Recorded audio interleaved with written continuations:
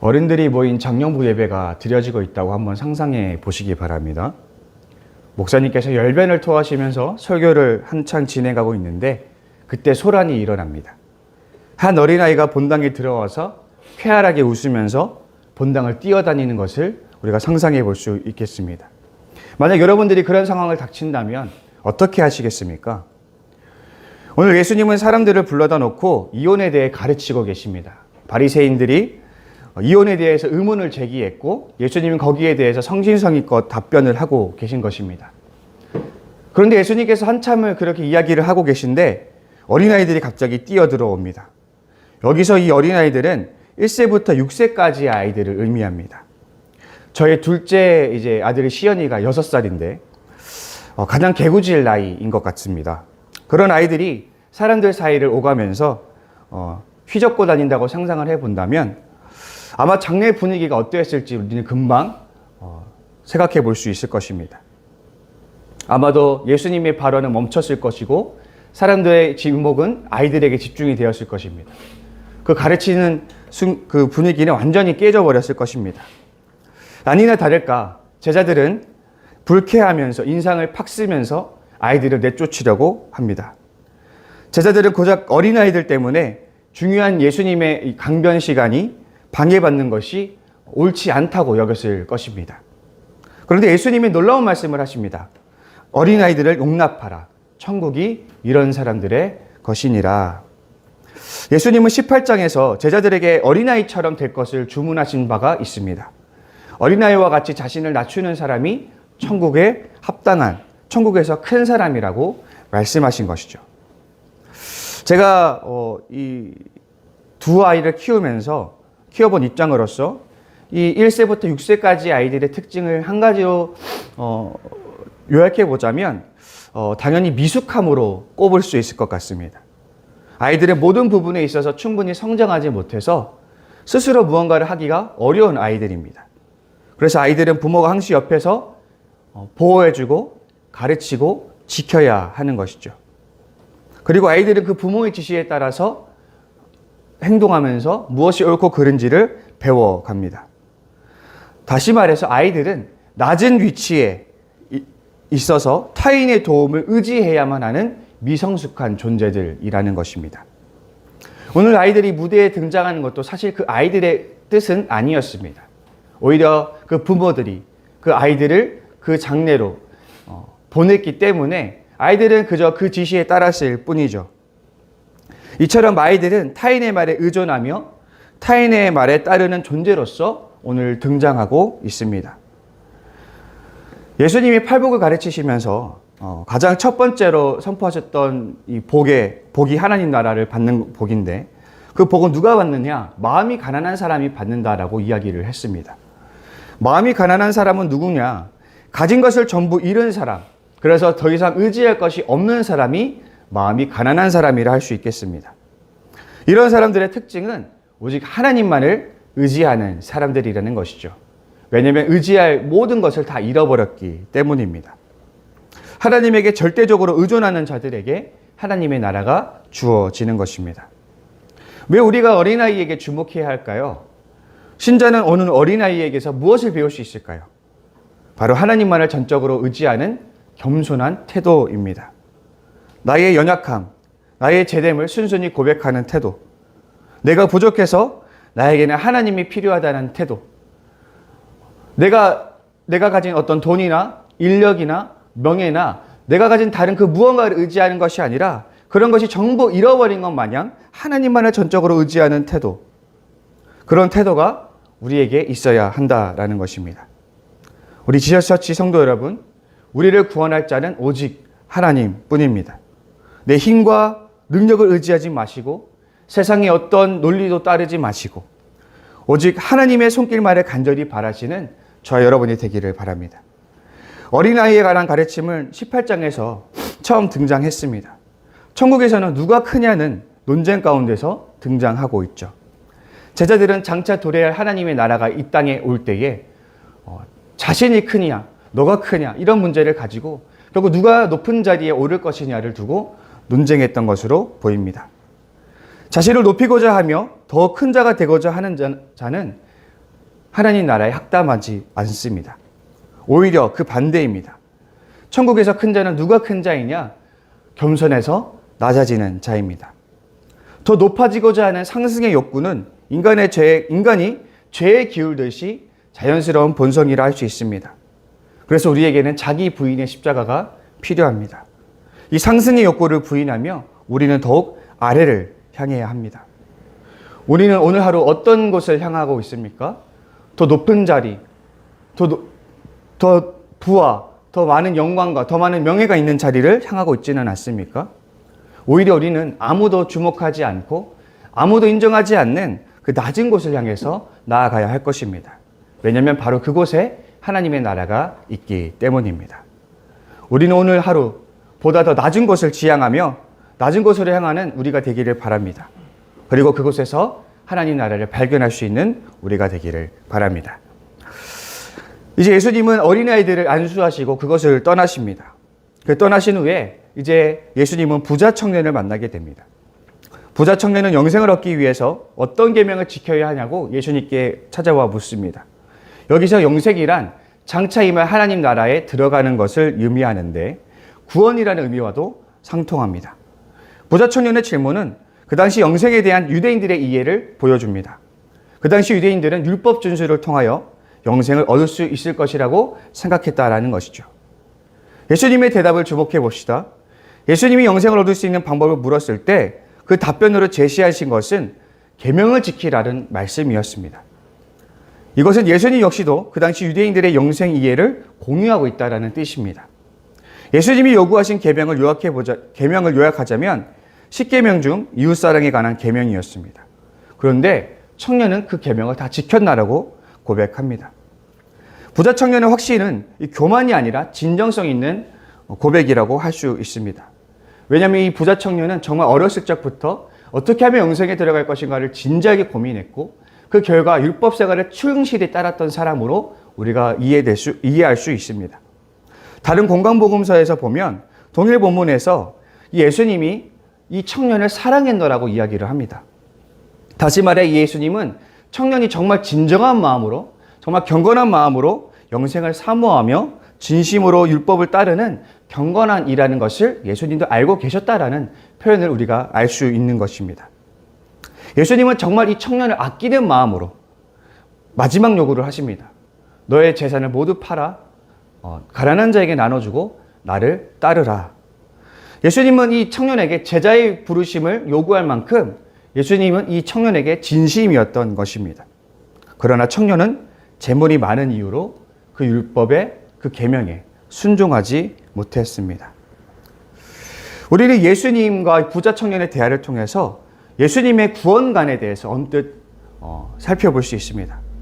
예수님은 영생의 조건, 다시 말해서 구원의 조건으로 예수 그리스도를 믿거나 어떤 예수 그리스도에 대한 신앙 고백을 우리에게 그 청년에게 요구하지 않았다는 것을 주목해 보기를 바랍니다. 예수님이 영생을 얻기 위해서, 구원을 얻기 위해서 요구하신 것은 계명을 지키라는 그런 말씀이었다는 걸 우리가 주목해 보길 원합니다. 즉 예수님은 율법으로 의로워지고 율법의 구원에 이를 수 있다는 생각에 인정하셨다라는 것이죠. 우리는 바울의 이신청이 복음에 익숙해서 예수님의 이러한 구원관에 대해서 놀랄 수 있습니다. 그러나 우리가 잘 생각해 보면 공관복음서에서 예수님은 자신에 대한 신앙 고백을 하라거나 그렇게 자신을 믿어야만 영생에 이를 수 있다라고 결코 말하신 적이 없습니다. 오히려 예수님의 천국 비유의 가르침은 하나님의 은혜에 대한 합당한 행위를, 합당한 계명을 지킬 것을 요구하고 있다는 것을 우리가 알아야 됩니다. 마태복음 22장에 보면 임금의 혼인잔치 비유가 나옵니다. 그 비유는 두 가지를 말합니다. 원래 잔치에 초대받았던 이들이 아니라 초대받을 자격이 없는 행인들이 그 잔치에 들어간다라는 것입니다. 그리고 다른 하나는 그 초대에 응할 때에 그에 걸맞는 예복을 입어야 한다라는 사실입니다.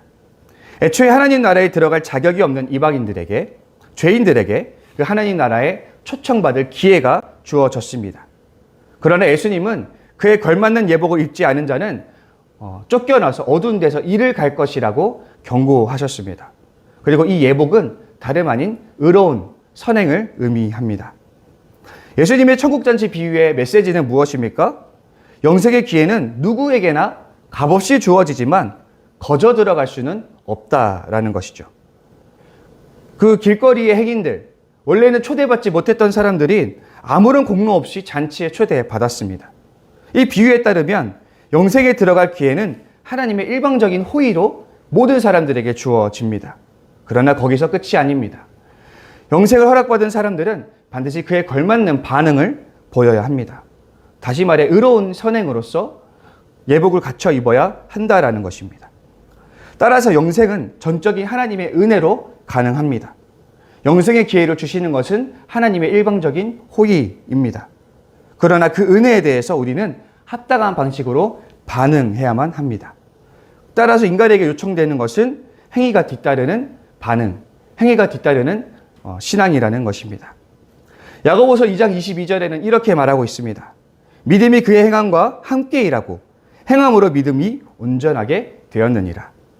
믿음과 행함은 동전의 양면입니다. 우리가 기상청 예보를 오늘 아침에 들었다고 생각해 봅시다. 만약 오늘 기상청 예보에서 비가 내린다라고 예보를 했다고 생각해 봅시다. 만약에 여러분들이 기상청 예보를 믿는다면 우산을 챙길 것입니다. 우리가 무언가를 믿는다면 그에 대한 합당한 행위가 뒤따라오는 것이 당연한 것입니다. 참된 행위가 참된 믿음을 증명하는 것이죠. 예수님이 오늘 청년에게 계명을 요구하신 것은 계명에 순종해서 너의 참된 믿음을 보이라고 말한 것과 다름이 없다라는 것이죠. 그러나 부자 청년은 실패했습니다. 계명을 지킬 수가 없었습니다. 부자 청년의 실패는 돈과 하나님을 겸하여 섬길 수 없다는 사실을 드러내는 증거입니다. 근데 여기서 잠깐 짚고 넘어가길 원해요. 신자는 신앙을 이유로 무일푼으로 살아야 되는가? 이 부자 청년과 같이 신앙을 가졌다는 이유로 모든 재산을 다 팔아서 무소유의 삶을 살아야 되는가? 물론 그것은 아닙니다. 예수님은 우리가 가난해지기를 원치 않습니다. 가난이라는 문제는 예수님께서 회복시켜야 할 대상이었지 추구해야 할 대상은 아니라는 것을 우리가 기억해야만 합니다. 일례로 사도행전에서 보면 교인들이 자신의 소유를 다 팔아서 사도들 앞에 재물을 내놓습니다. 그리고 그 사도들이 그것을 교인들에게 필요한 대로 나눠 주었죠. 무척 이상적인 그림으로 보입니다. 근데 과연 그럴까요?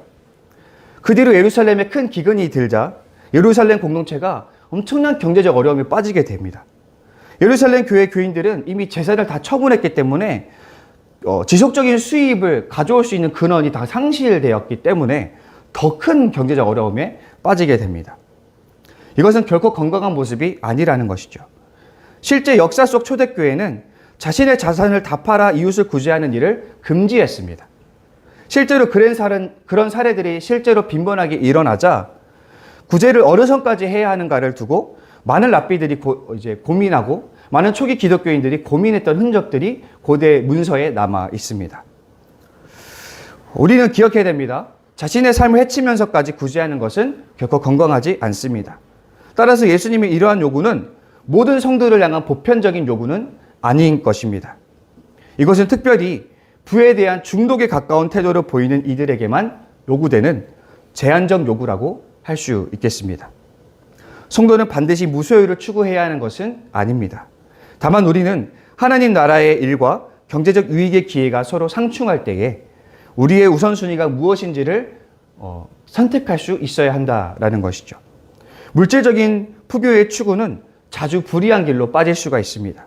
우리는 더 많이 축적하고 더 많이 소비하기 위한 해로운 욕심 때문에 타인을 이용하고 착취하거나 불법을 사용하는 그래서 불이하게 재물을 추구하는 그런 길로 빠질 수가 있습니다. 우리는 부를 추구하는 태도를 하나님 나라를 위해서 부인해야만 하는 것입니다. 우리가 오늘 앞에서 살폈던 것처럼 하나님 나라는 어린아이와 같은 자들에게 합당하다라고 얘기하셨습니다. 왜 그럴까요? 이 어린아이들은 하나님만을 의지하기 때문입니다. 그러나 오늘 부자 청년을 보건대 이 부자 청년을 통해서 부를 가진 사람들이 하나님 나라에 가기 어려운 것은 그들이 하나님이 아닌 재물을 의지하기가 크기 때문입니다. 이 부자들은 하나님이 아닌 자본이라는 더 유혹적인 대안이 있기 때문에 굳이 하나님을 의지하지 않는다라는 것이죠. 이런 사람들은 돈을 의지하기 때문에 하나님 나라에 합당한 사람이라고 보기가 어렵습니다. 지저스처치 성도 여러분, 우리는 반쪽짜리 믿음 생활을 청산해야 합니다. 우리는 오늘 예수님의 육성을 회복해야만 합니다. 예수님은 우리에게 계명을 지킴으로써 믿음을 보이라고 요구합니다. 진짜 믿음은 하나님의 계명을 지키는 행위의 믿음을 통해서 드러납니다. 그렇다면 오늘 이 말씀에 우리가 이 말씀을 새기면서 그 믿음을 오늘 나의 재물로서 증명해 보면은 어떨까요? 경제적 이익과 번영을 추구하는 삶을 청산하고 나의 유익이 아닌 타인의 유익과 하나님 나라를 위해서 나의 것을 나누어 보는 삶을 살아보는 것입니다. 우리가 그렇게 살아갈 때 하나님은 기쁘시게 우리의 신앙을 받아주시고 인정해 주실 것입니다. 우리 시간 들은 말씀을 기억하면서 함께 기도의 자리로 나아갔으면 좋겠습니다. 우리 이제 3월의 사역들이 또 이제 진행될 것인데 3월의 사역들을 위해서 지저처치의 또 향후 미래를 위해서 기도해 주시고 또 우리 지체들 가운데 김대경 송독님이 있습니다. 김대경 송독님 치유를 잘 받아서 빨리 완치될 수 있도록 위해서 기도해 주시고 또 각자 가지고 나오신 기도의 제목을 가지고 기도하실 텐데 우리 주기도문으로 신앙 고백하신 뒤에 기도의 자리로 나아가겠습니다. 하늘에 계신 우리 아버지, 아버지의 이름을 거룩하게 하시며 아버지의 나라가 오게 하시며 아버지의 뜻이 하늘에서와 같이 땅에서도 이루어지게 하소서. 오늘 우리에게 일용할 양식을 주시고 우리가 우리에게 잘못한 사람을 용서하여 준 것 같이 우리 죄를 용서하여 주시고 우리를 시험에 빠지지 않게 하시고 악에서 구하소서. 나라와 권능과 영광이 영원히 아버지의 것입니다. 아멘.